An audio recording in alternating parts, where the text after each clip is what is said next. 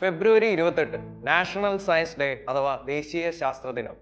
Indian ശാസ്ത്രജ്ഞനായിട്ടുള്ള sir Chandrasekhara Venkataraman Raman effect അഥവാ രാമൻ പ്രഭാവം കണ്ടെത്തിയ ദിനമാണ് നമ്മൾ ദേശീയ ശാസ്ത്ര ദിനമായി ആചരിക്കുന്നത്.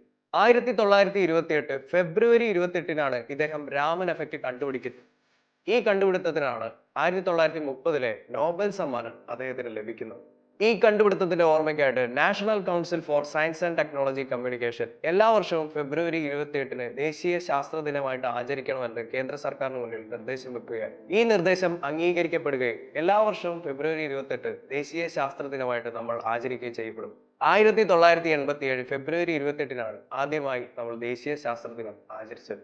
ദൈനംദിന ജീവിതത്തിൽ ശാസ്ത്ര സാങ്കേതിക വിദ്യയുടെ പ്രാധാന്യം തിരിച്ചറിയുന്നതിന് വിദ്യാർത്ഥികളെയും പൊതുജനങ്ങളെയും ശാസ്ത്രീയ പ്രവർത്തനങ്ങളിൽ ഏർപ്പെടാനായിട്ട് പ്രേരിപ്പിക്കുന്നതിനുമായിട്ടാണ് നമ്മൾ ദേശീയ ശാസ്ത്ര ദിനം കൊണ്ട് ലക്ഷ്യമിടുന്നത്. ജനങ്ങളിൽ ശാസ്ത്ര പുരോഗതിയുടെ പ്രാധാന്യം മനസ്സിലാക്കുന്നതിന് വേണ്ടി ഓരോ വർഷവും ഒരു സ്പെസിഫിക് തീം നമ്മൾ ശാസ്ത്ര ദിനത്തിന് വേണ്ടി തിരഞ്ഞെടുക്കാറുണ്ട്.